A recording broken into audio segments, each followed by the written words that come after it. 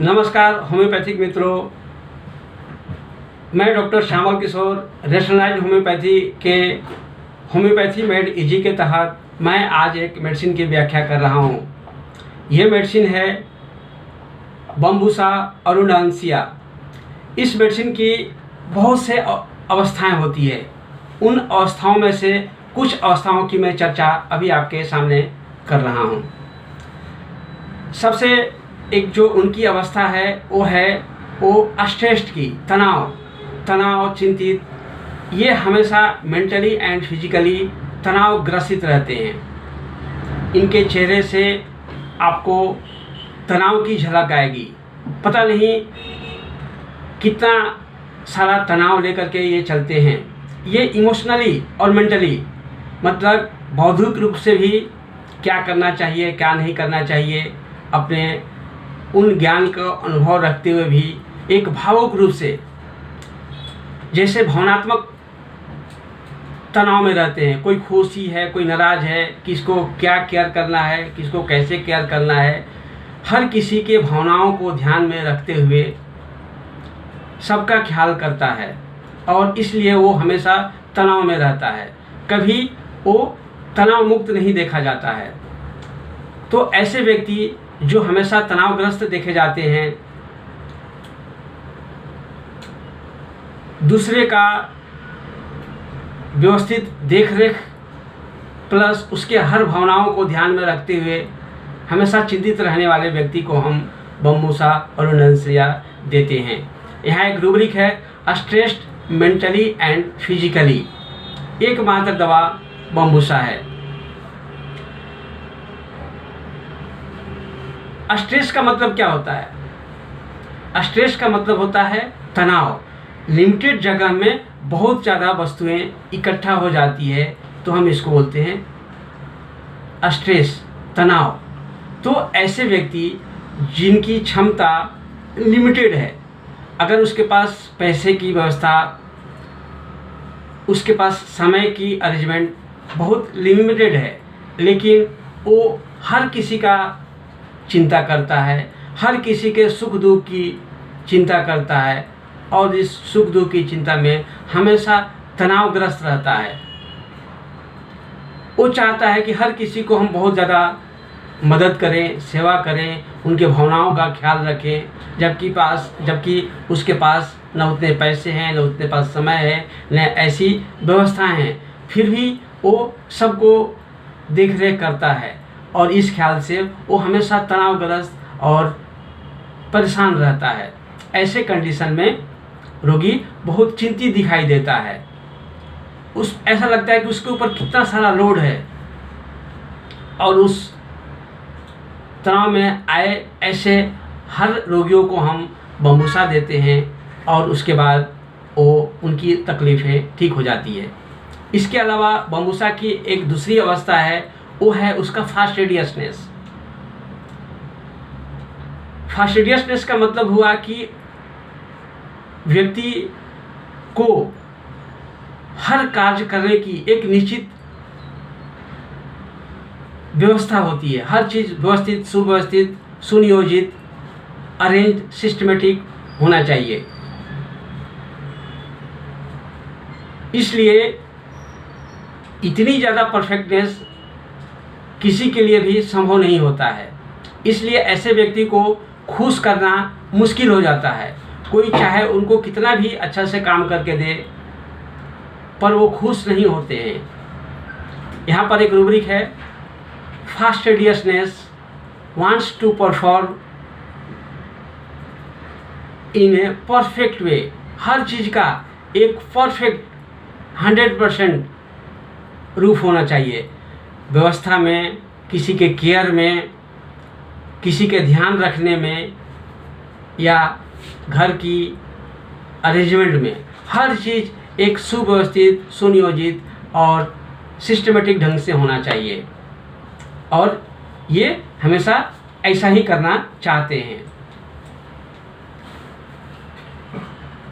बम्बूसा अरुंडांसिया की एक दूसरी अवस्था होती है, वो अवस्था होती है caring aversion to care for others.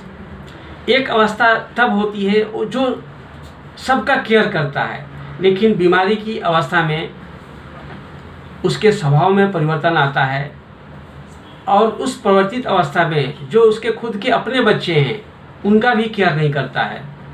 अगर माँ इतनी तनाव में रहती है तो अपने बच्चों को दूध पिलाना भी, नर्सिंग में भी उसको एवर्जन होने लगता है। Nursing aversion to, caring aversion to, यहाँ तक कि बच्चों plus others, caring aversion to others, हर किसी के केयर करने के प्रति अब नफरत होने लगती है और रुचि होने लगती है। बम्बूसा अरुंडांसिया की दूसरी आवश्यकता के लिए हमने अपनी पुस्तक व्यवहारिक होम्योपैथी में इसको बहुत विस्तार से व्यक्त करने की कोशिश किया है। इसमें हमने बहुत सारे केस के माध्यम से उस रोगी को समझने की कोशिश किया है।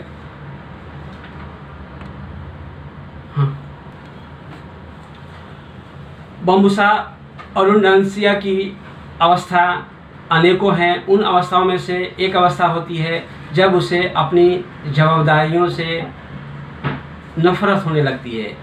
आज तक वो सबको मानसिक और भावुक रूप से ध्यान रखते हुए चल रहा था, लेकिन एक अवस्था आती है जब वो चाहता है कि इन चिंताओं को, इस बोझ को उतार फेंके, छोड़ दें। अब उससे संभाला नहीं जाता, वो केयर नहीं कर पाता है। Handle things anymore, can not, overwhelmed by stress and does not want to be responsible for everything. और वो अब इन जवाबदारियों को लेने से इनकार कर देता है या कभी बीमारी की अवस्था में उससे होता भी नहीं है और चाहता है कि ये सब जवाबदारियों को हम फेंक दें, बोझ को फेंक दें। Handle things anymore, can not, overwhelmed by stress, wants to throw off the weight. उस बोझ को वो उतार फेंकना चाहता है। ऐसे रोगियों में अक्सर देखा जाता है कि ये लोग बहुत ही तनावग्रस्त हो जाते हैं। शुरू से लेकर आज तक तनाव में ही जीते रहते हैं। ऐसा लगता है उन्हें कि वो बचपन से थके हुए हैं, कभी रेस्ट उनको मिला ही नहीं। डिल्यूजन, बोर्न टायर्ड, वो जन्म से ही थके हुए हैं, वो थके हुए ही जन्म लिए हुए हैं। अपनी क्षमता और योग्यता से कहीं ज़्यादा तनाव लेते हुए रोगी हर तरह के जवाबदारियों को वो उठाए फिरता है, इतना ज़्यादा कि उसके लिए कर पाना संभव नहीं होता है और करते करते वो पूरी तरह से थक जाते हैं, हार जाते हैं। ऐसी अवस्था में वो चाहते हैं कि वो सब कोई उसे मदद करे, उसे किसी की मदद की ज़रूरत पड़ती है। लेकिन जब मदद नहीं मिलता है तो निराश हो जाते हैं, दुखी हो जाते हैं।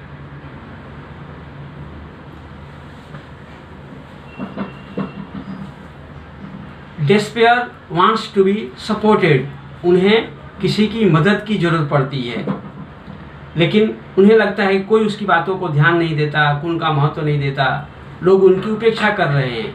डिल्यूजन फॉर सेकेंड एज, और तब उन्हें हर चीज़ से नफरत होने लगती है।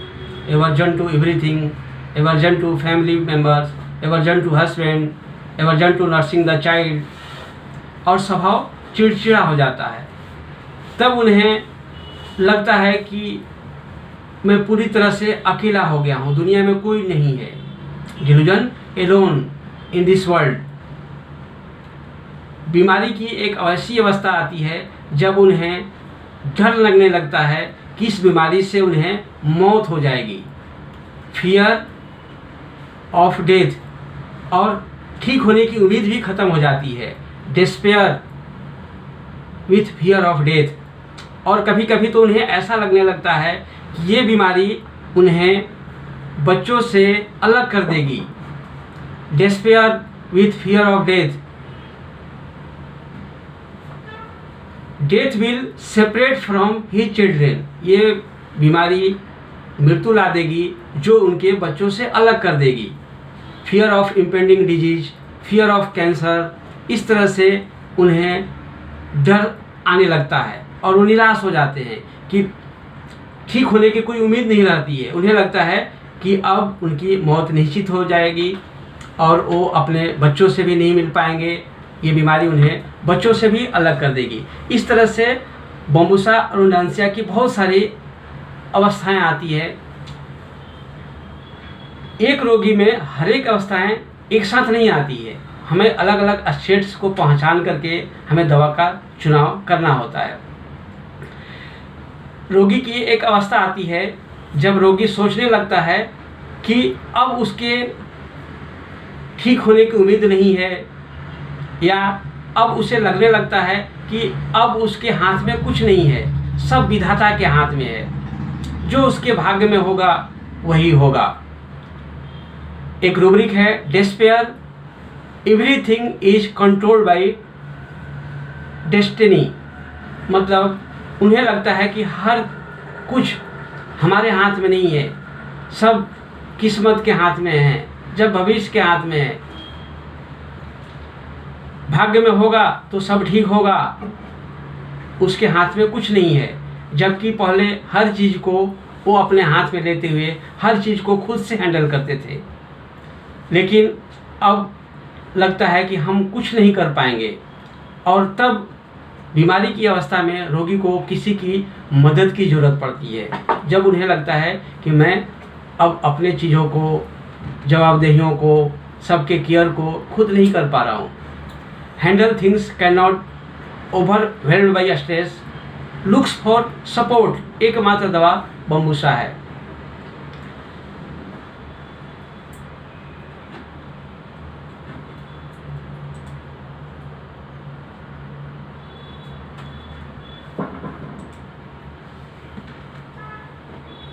इस तरह से बम्बूसा की और भी कुछ अवस्थाएं हैं। एक तो अवस्था होती है aversion to everything is too much.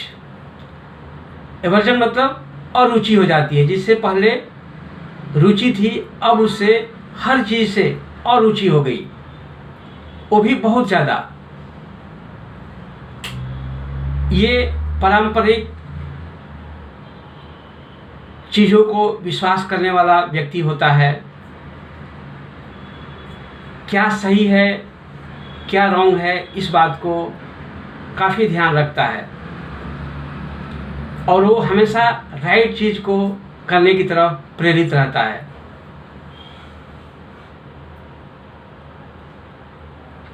ये व्यक्ति अपने ही विचारों से चलता है, क्योंकि ये परफेक्शनिस्ट है और फास्टिडियसनेस है, इसको संतुष्ट करना मुश्किल होता है, इसलिए दूसरों के विचार, उसके आइडिया को इसे एक्सेप्ट नहीं होती है। डोगमेटिक पर्सन होता है,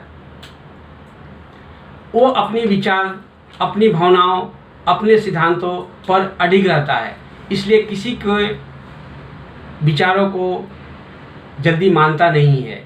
डॉगमेटिक पर्सन।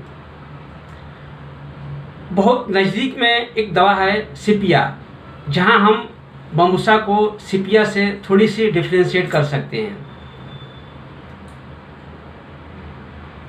सिपिया की एक अवस्था आती है, वो भी चाहती है या चाहता है कि अपने रिस्पॉन्सिबिलिटी को छोड़ दे, और वो छोड़ भी देता है, लेकिन तनावग्रस्त नहीं रहता है, इंडिफरेंस में चला जाता है सिपिया, और वो तब वो अपना आंख बंद करके पड़े रहता है। जबकि बम्बूसा में सब छोड़ता है फिर भी तनावग्रस्त रहता है, और चाहता है कि अगर सपोर्ट मिल जाए तो आगे वो सबका केयर कर भी सकता है।